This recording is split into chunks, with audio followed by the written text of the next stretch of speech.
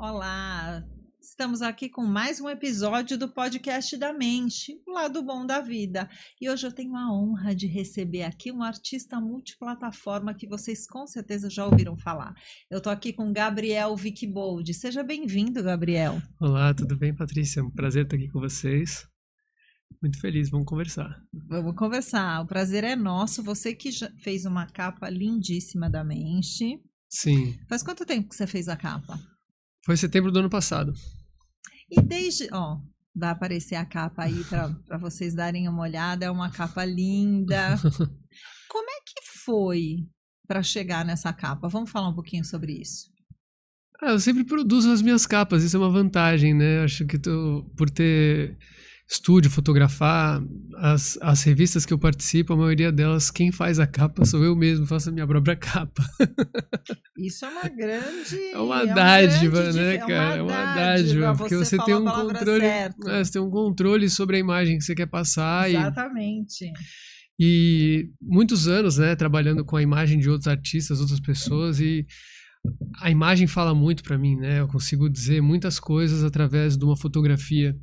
E quando o editor se envolve comigo no trabalho, eu acabo dando esse input do que eu quero trazer como mensagem, e a minha maior capacidade de falar é através da minha arte, da minha fotografia, fica meio claro que a fotografia vai ser muito importante no impacto, na história que a gente vai trazer com aquela capa. Você começou como fotógrafo, tem 20 anos de carreira, mas eu te apresentei como um artista multiplataforma porque eu acho que é isso que você é. Sim. Né? Eu queria falar um pouco dessa transição de somente fotógrafo para o artista que você é hoje, Gabriel Wickbold, com sua galeria e com todas essas nuances que isso traz. Eu acho que foi um processo muito natural para mim. Eu comecei na poesia, muito novo, escrevi um livro, publiquei, fui dar palestra em escola, depois fui para a música. Na música encontrei um espaço de criatividade, criação. Eu ganhei um estúdio quando eu tinha 18 anos de idade. Meu pai, nesse conflito pai e filho entre gerações, ele entendeu que o meu lugar era na arte, mesmo sendo vindo de uma família tradicional, que é a Wickbold, que é dos pães. Sim. Ele era CEO da empresa na época e ele me deu esse estúdio. E lá eu construí um estúdio de música que eu decidi que eu ia gravar e produzir, viver da minha música, da minha arte. E ele faleceu quando o estúdio ficou pronto. Então a responsabilidade que veio junto com essa dádiva que ele me deu duplicou, né? Então eu tinha que fazer aquilo ali acontecer e dar certo de alguma forma, em uma homenagem, né, a esse presente que ele me deu. E aí da música fui para fotografia, e quando faz esse flashback assim de forma muito rápida, parece que foi uma passagem simples entre cada uma dessas mídias, mas não. Na música eu mergulhei profundamente, trabalhei com vários artistas da música popular brasileira, vi estúdio, gravação, produção, operava todos os equipamentos no estúdio, era muito, muito envolvido mesmo, assim. Produzi shows, trouxe artistas internacionais. E aí quando eu migrei para fotografia... É uma coisa que pouca gente sabe de você, né? Eu não sei, ela ficou perdida em algum lugar desse meu passado, assim, né? Porque foi um mergulho muito importante para mim, para entender que todas essas artes estão conectadas, né? E que a criatividade, ela é um músculo fluido que ser trabalhado e ser desenvolvido e colocar um pensamento, uma história, né, por trás, um storytelling. Eu acho que essa foi o grande amadurecimento do meu trabalho, quando ele conseguiu encantar, né? Assim, através dessas histórias que foram contadas através das fotografias, dos discursos das séries, e ali acho que teve uma força única e diferente, né? Então, da mesma forma, quando eu coloco esse universo da transição, para mim a arte e o empreendedorismo sempre andaram lado a lado, né? Sempre foram paralelos, não tinha como criar se o projeto não parasse de pé, financeiramente também. Claro. Então isso me trouxe uma responsabilidade, um objetivo muito claro em entender todos os aspectos que circulavam a minha criação. Então eu acabei desenvolvendo e criando um ecossistema que é a minha galeria, né, que se coloca como uma forma de trazer outros artistas para participar de feiras, viajar para fora do Brasil, levar esse trabalho para outros lugares e ao mesmo tempo estar aqui presente, criando contato e relacionamento com os meus colecionadores, com as pessoas que apoiam o meu trabalho.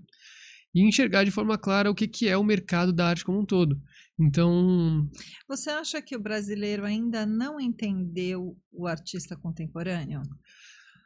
Eu acho que as galerias mesmo não estão conseguindo entender ainda de uma forma completa, porque o artista contemporâneo, ele realmente é capaz de se comunicar, de quebrar os limites espaciais, de vender e comercializar o seu próprio trabalho, entender que pode ser uma plataforma, né, de arte, de conteúdo, de informação. E quando os artistas que mais se propuseram a fazer transformações violentas no mercado internacional, enxergaram isso de uma forma clara. Sim. E o mercado da música tem isso há muitos anos, né? O mercado da arte ainda se coloca muito apoiado em processos institucionais, leis de incentivo, para fazer um livro, para fazer uma exposição. É complexo. O mercado da música já vem com um pouco mais de maturidade, entendendo que é necessário vender para o projeto parar de pé. Vender show, vender presença artística. A música andou um pouco mais nesse sentido de entender o artista de uma forma 360. Tem uma frase que eu gosto muito, Gabriel, que chama-se, que eu falo que todo mundo começou a olhar para a arte um pouco mais, de uma forma mais carinhosa, eu vou chamar assim. Estou falando do público brasileiro na pandemia. Tem uma frase muito bonita que fala que sem arte a gente morre de realidade. Você acha que é isso mesmo? Com certeza, né? Eu acho que é uma forma poética da gente se entender no mundo, né?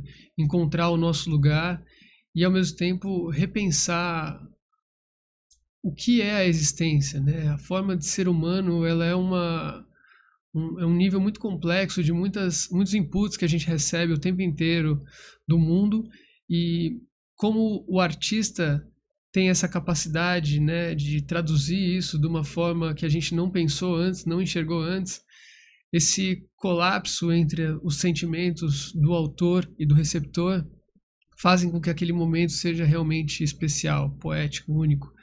E a arte, quando traz esse simbolismo e essa intenção, se amplia de uma forma infinita.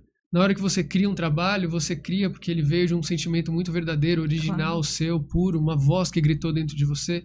Mas quando você coloca ela para o mundo, ela segue os passos que ela quer, ela vai para onde ela quiser. E a arte tem esse poder de transitar livremente entre nações, entre idiomas, entre culturas. E eu experienciei isso de uma forma profunda com o meu trabalho.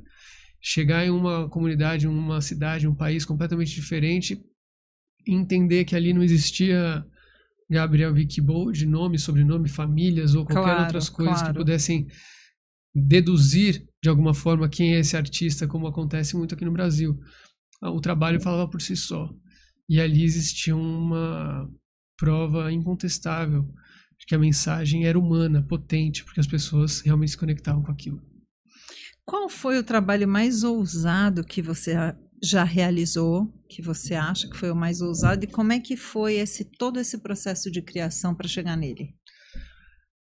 Eu acho que quando eu decidi abrir o espaço no Oscar Freire, o What's Next, era uma galeria de 1.500 metros quadrados no coração da cidade de São Paulo. Sim.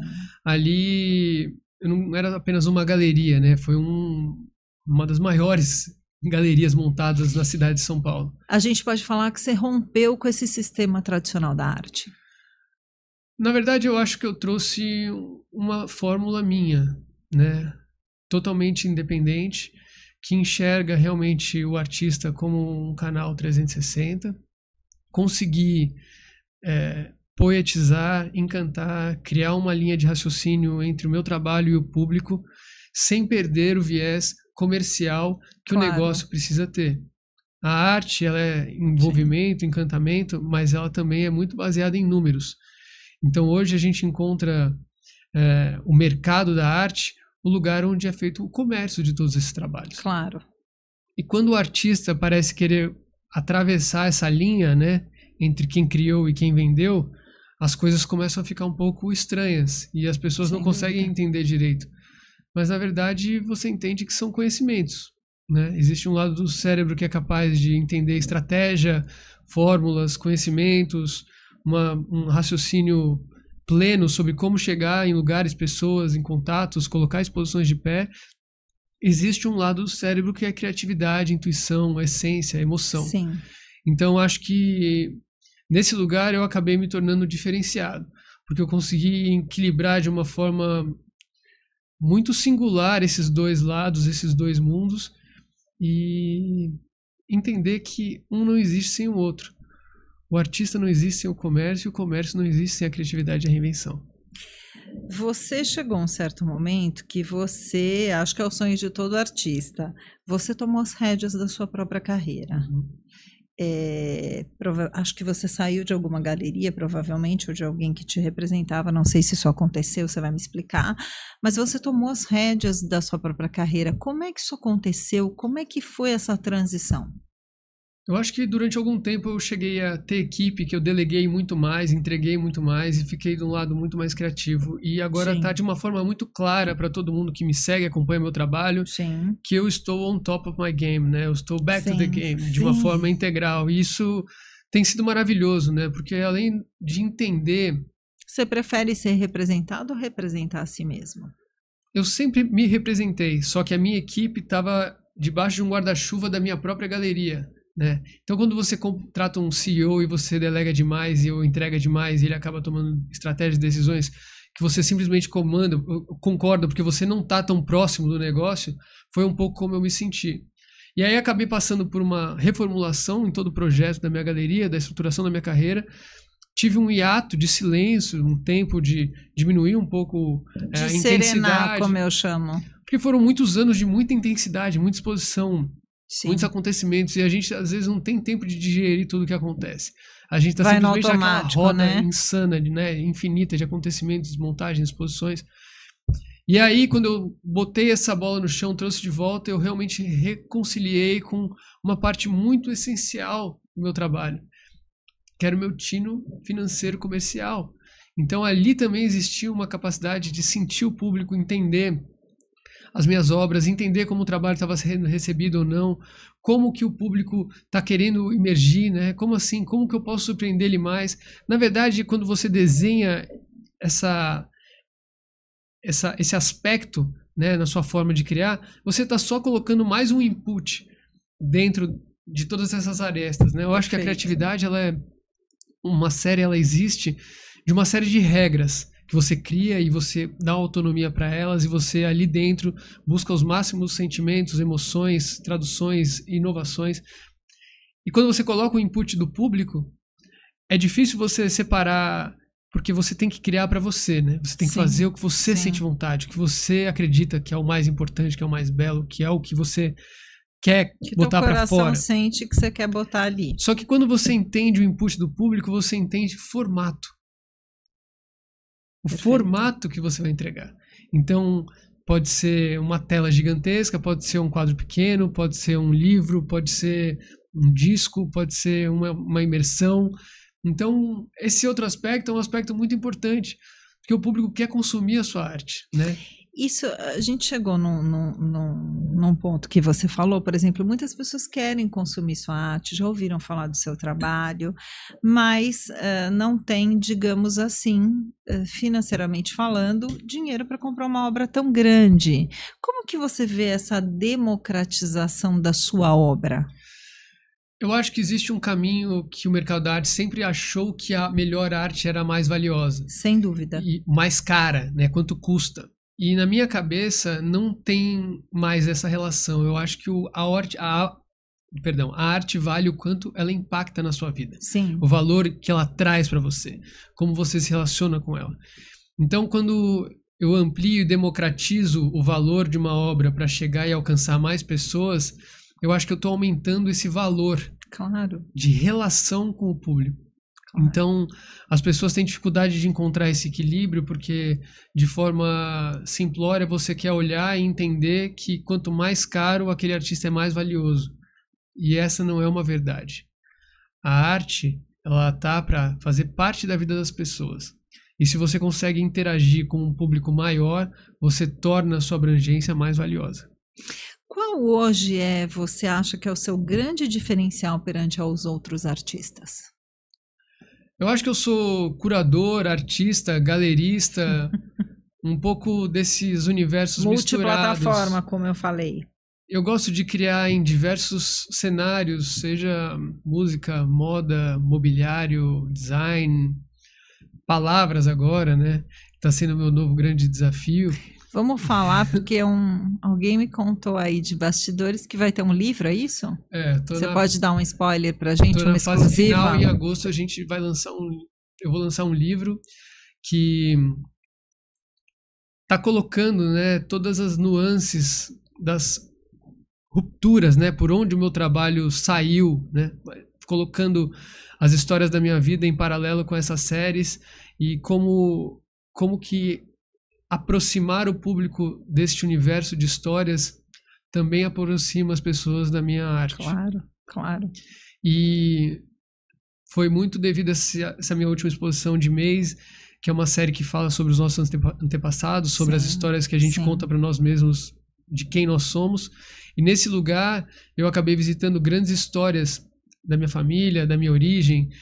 Que legal. Porque um dos grandes lugares é esse, né? Minha cara, Gabriel Wickbold, meu sobrenome é alemão e eu tenho essa cara de marroquino, né? Então as pessoas sempre ficam perdidas.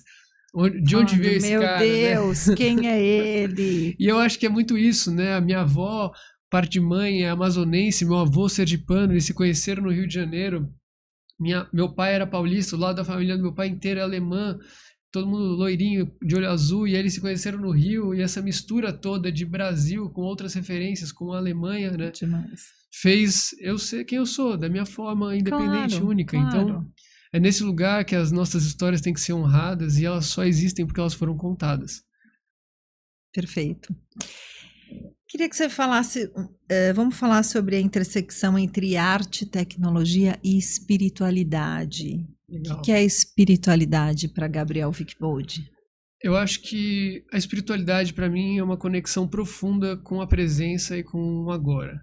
Porque na minha cabeça, Deus é amor, é uma energia que rege tudo e todos. E a nossa capacidade de dar e receber está traduzida na nossa capacidade de estar presente. Então, quando uma pessoa aparece na sua frente, ela olha e sorri para o mundo, e ela interage com as pessoas, e ela olha no olho, e ela tem uma energia vital, ela está sendo presente. E isso é transformador. Eu falo, Gabriel, desculpa te cortar, que eu tenho muito medo de quem não olha no olho. Uhum. Eu acho que são inseguranças, né, que a gente não tem capacidade de julgar. Cada um tem o seu universo, é meio profundo entender como cada um se esconde dentro do seu próprio corpo, né, físico. Eu acho que a arte, quando ela se conecta com a espiritualidade, ela trafega um lugar muito simbólico, né, nessa capacidade de traduzir e receber mensagens. Eu acho que existe um grande inconsciente coletivo que faz com que a gente vire nosso olhar para lugares muito similares nos mais diversos lugares do mundo. E esse inconsciente coletivo faz o tempo inteiro a gente estar levantando perguntas, né, sobre a nossa existência, claro, sobre como evoluir, o que nos move. E essas grandes perguntas, elas são traduzidas por artistas da mesma forma, de forma simultânea. Sim. Né? E eu acho que essa mensagem ela pode ser interpretada como algo espiritual, mas também como algo da nossa sensibilidade mesmo. De sentir que essa sensação que está permeando toda a nossa existência traz os detalhes e as dicas, né, do que está querendo vir para fora, né, do que está querendo aparecer. E eu acho que o artista ele tem essa capacidade de materialização. Para mim, o sucesso é igual a materialidade. Tá. Né? Quando eu consigo transmutar uma ideia, botar para fora, colocar de pé um projeto, captar uma exposição, isso claro. É o sucesso. Então, são essas as histórias que ficam, né? As exposições, as montagens, as séries, essas capacidades de criar esses enredos que, de uma certa forma, envolvem as pessoas e trazem elas um pouco mais perto para as próprias histórias, né? É o mesmo que eu estou querendo fazer com esse livro, criar um espelho para que as pessoas se identifiquem com suas próprias histórias dentro da minha história. Porque tem muita gente, você contou aqui para mim uma história que, né, a sua família, como todas as famílias, mas principalmente a sua, esperava que você seguisse um caminho, né? Você tinha um caminho, digamos, pronto para seguir. Uhum. Só que talvez, ou com certeza, não era o caminho que te deixava feliz. Né, que te deixaria feliz, pelo menos naquele momento.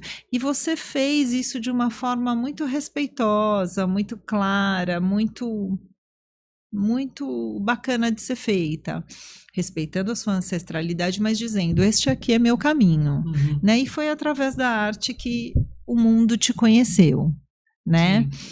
E a gente sente no seu trabalho, que eu pesquisei, que eu já acompanho há alguns anos, muita sensibilidade. Eu vou tocar aqui num ponto que eu, como mulher, não posso deixar de falar. Você fez um trabalho emblemático. Eu vi várias fotos de verdade, Gabriel, que me emocionaram. Que foi o Antes Nua do que Sua. A gente vê mulheres falando sobre violência contra a mulher, mas a gente não vê homens falando ou fazendo trabalhos em prol, ou seja, para chamar atenção, ou seja, para trazer esse assunto à tona. Primeiro, eu queria que você contasse um pouquinho do Antes Nua do que Sua e se ele vai continuar e de que forma. O Antes Nua do que Sua foi um projeto que eu fiz em 2016, que eu fotografei 500 mulheres nuas contra o machismo. A ideia de que não é o tamanho de uma saia que te dá liberdade para mexer ou invadir o espaço de uma mulher, também traz a simbologia desse universo do corpo, essa presença, essa libertação na poesia que é o corpo de uma mulher. Então, quando eu comecei a escrever poesia, eu encontrei, na verdade, uns textos do meu pai, de quando ele era adolescente, que falavam sobre o corpo da mulher. Que lindo! E nessas poesias eu fiquei emocionado, encantado ali com aquela energia e comecei a me envolver com a arte por esse caminho de entrada. Sim. Então, quando eu fui retomar o projeto, quando eu fui começar a fotografar essas mulheres, eu me vi contemplando muito profundamente essas poesias que o meu pai escreveu quando eu descobri lá atrás, quando eu era garoto. E entender que cada uma dessas mulheres carrega uma força de reinvenção, de superação, de escolha pelo próprio corpo, de poder querer ou não se mostrar. E isso não tem nada a ver com a vulgaridade, tem a ver com a poesia, com a beleza, com a sensibilidade. O projeto foi tocando as pessoas de uma forma muito profunda. Então eu chegava... As pessoas te pediam para fazer, né? Mas filas, era uma loucura, assim. Na época que eu tava fazendo... Acordava de manhã, já tinha 3 mulheres em casa, de manhã cedo maquiada, pronta para serem fotografadas. E eu fiz o projeto inteiro de graça, eu fotografei 500 mulheres de graça. Eu sei. Então foi um ato de doação que eu viajei 10 cidades pelo Brasil, chegava numa cidade nova, com uma mochila nas costas, foi um ano sabático, que eu chamo, que eu já estava com uma estrutura grande de estúdio, tinha uma equipe grande, já estava super reconhecido na minha área, fotografando muita gente, mas eu saí sozinho, eu e uma mochila, e chegava em outra cidade...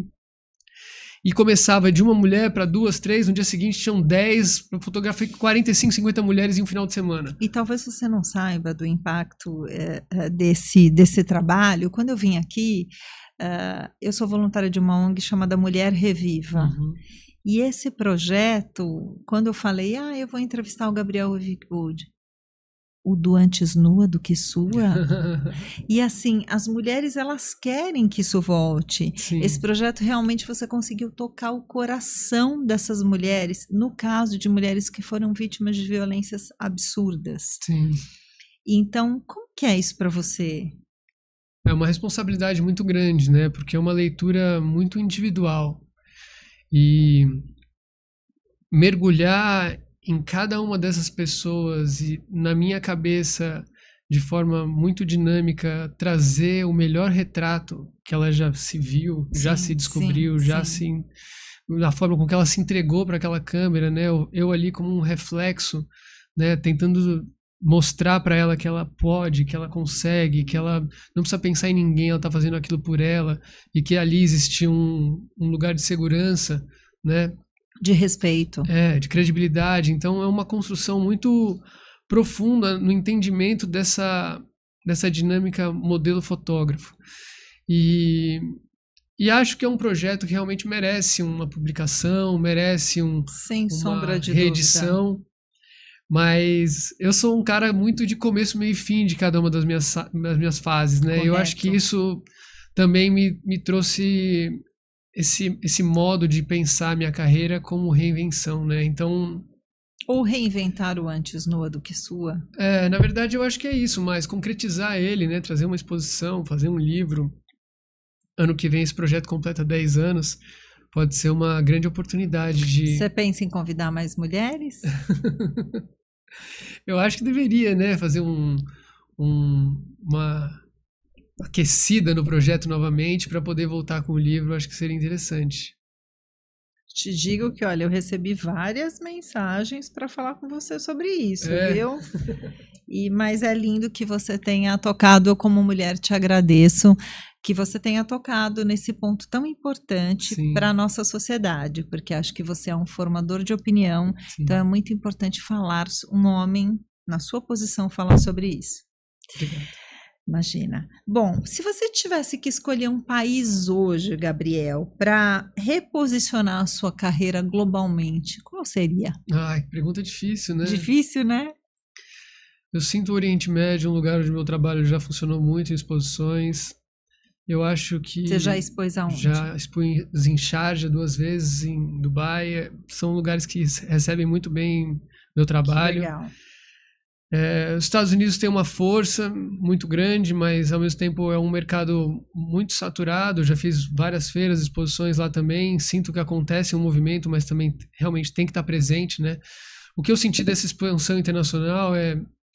Eu tive a oportunidade de viver momentos incríveis em lugares muito longe de casa, né? E entender que o meu trabalho me levou até lá. Mas ao mesmo tempo é difícil você ser um artista com uma marca global, né? O seu desprendimento e o seu movimento tem que ser muito grande, né? A sua capacidade de estar em vários lugares ao mesmo tempo é um desafio que, na verdade, eu acho que é a grande chave para essa minha nova fase da minha carreira. Você tocou num ponto importante. Você já há algum tempo, na minha opinião, deixou de ser uma artista e é uma marca. Eu não sei se isso era a sua intenção ou se isso aconteceu. Aconteceu. Tá, mas hoje você é uma marca. Para onde essa marca vai? Sim.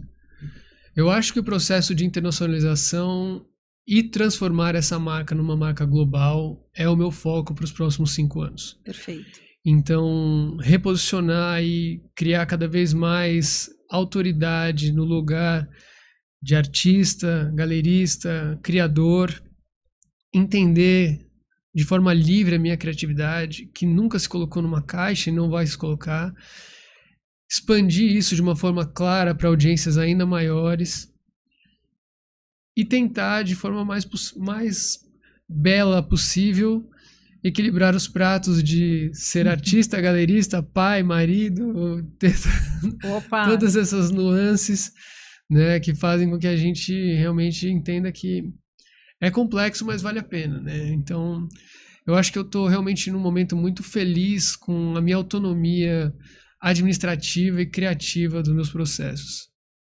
Eu estou conseguindo entender realmente todas essas caixinhas, né, que tem o meu trabalho, as obras autorais, o tamanho, o peso e o valor dessas obras, a minha capacidade de gerar obras mais acessíveis para expandir esse público, a minha posição digital, como eu consigo comunicar, a minha capacidade de trazer mensagens, ensinamentos, conhecimentos por toda a minha experiência durante esses anos. E o impacto global de estar presente nos grandes eventos, de estar presente nas grandes feiras. Sim. E levar o nome do meu país, a minha história, as minhas obras para mais lugares. Bom, para a gente terminar, Gabriel, o que falta para o Gabriel ganhar os museus do mundo? Eu acho que é tão difícil, né? Esses convites dos museus, como por exemplo quando eu fui expor na Rússia. A exposição foi primeiro postergada por causa do Covid, depois quando a exposição foi ser inaugurada, a guerra estourou, 2 semanas, a exposição de pé aberta, e eu sem poder chegar na Rússia por uma questão geográfica de uma guerra, né? Uma coisa extremamente séria. Aí eu fui expor no ICA, no Institute of Contemporary Arts em Miami, e foi uma exposição incrível, mas também foi na época da pandemia, eu tive que fazer quarentena na Costa Rica para poder entrar nesse país. Então, todas essas questões que as pessoas na hora veem de fora, como uma exposição aconteceu e num vídeo bem editado, tudo fácil, maravilhoso, ninguém né? Sabe, Um balé. Né? Eu brinco que quem vê close não vê corre, né? E aí vem as grandes histórias, e é por isso que está nascendo esse livro. Porque esses aprendizados só vieram do correr o risco, né? E eu bato muito nessa tecla de trazer as pessoas para o mundo prático, né? Porque a gente fica muito hoje preso no mundo das ideias, completamente desconectado do agora por causa do telefone, e a gente perde a nossa capacidade da praticidade, do agora, do executar, do botar um projeto de pé. É a vida na tela, né? A gente não sai daqui, você sai para criar, mas a maioria fica preso a uma coisa, e isso é muito complexo, né? E eu acho que o difícil é entender que o artista, sem essa parte prática, ele não existe. Não funciona. Ele não existe. E a obra, ela precisa ser comercializada, ela precisa ser vendida, ela precisa ter um preço, ela precisa alcançar o seu público, você precisa ter um cuidado com esse colecionador, você tem que ter uma conexão com ele, pois ele é um apoiador do seu trabalho. Sim, sim. E eu acho que essa gasolina é o que faz os grandes projetos acontecerem, né? Tipo, ter a capacidade financeira de abrir um espaço, ir para outro lugar. Eu sempre olhei esse meu trabalho como uma startup autossuficiente, né? Claro. Então, quando o dinheiro estava presente, eu criava um projeto, eu tinha uma ideia maior. Então, eu acho que eu nunca deixei de desvincular essa autonomia que o meu trabalho me deu, né? Eu sou livre porque ele financeiramente é viável e me permite fazer e criar e executar as coisas de uma forma muito profissional. Bom, Gabriel, eu ficaria aqui com você mais umas 2 horas. Peço permissão ao André para que a gente possa fazer uma nova capa da Mensch aí depois do seu livro, para contar mais histórias. Acho que você tem muito a compor para o mundo das artes, para as pessoas que estão começando na arte. Já pensou numa mentoria? Eu estou tentando trazer um pouco mais de conteúdos nesse sentido, assim, né? Como que as lições que eu aprendi nos meus canais, no meu Instagram. Por favor, podem me seguir em todos, @GabrielVicbold, Gabriel Vicbold Gallery e Gabriel Vicbold Archives, que são onde estão as obras, como se fosse um catálogo virtual. Então, esses canais, eles interagem, antes no do que sua também, que é um outro Instagram e um outro canal. Cada um deles tem a sua história independente, né? A Gabriel Vicbold Gallery é um espaço onde eu conto as histórias das exposições, das grandes montagens e das feiras que eu participei. No Archives eu trago essas fotos das minhas séries com os preços e uma tabela dinâmica para que as pessoas que querem comprar não tenham esse universo meio nebuloso do mundo das artes, né? É claro, ali o valor da obra, a tiragem que ela tá. E no meu pessoal existe mais o posicionamento dessa marca que tem autoridade para falar, cria conteúdo, mostra minha vida pessoal, interage nos eventos, exposições. E o Antes do Que Sua, que é uma poesia em preto e branco sobre a beleza da mulher, que além das imagens... Vai continuar, gente. Eu tô aqui, firme e forte em nome das mulheres, que vai continuar, aguardem. Eu acho mágico mesmo. E aí lá é poesia pura e em um lugar também que eu me... E a gente está precisando, acho que as mulheres, elas estão num momento que elas, eu falo que elas tem muito barulho, mas tem pouca voz. Então, eu acho que através da sua arte a gente pode ter um pouquinho mais de voz e talvez, eu vou dizer educar, é uma palavra um pouco dura, mas talvez educar ou trazer esse outro olhar tão poético que você trouxe na sua série. Olhar, eu acho importante. Muito obrigada por ter vindo, foi uma honra conversar com você. Muito obrigado, gente, fiquei muito feliz também. Até mais. Até a próxima. Bom, gente, eu acabei de conversar aqui com o artista multiplataforma Gabriel Vicbold. E a gente volta já para um próximo episódio do podcast da Mensch aqui em São Paulo. O lado bom da vida. E o lado bom da vida não pode ser nada mais do que arte. Até a próxima. Tchau.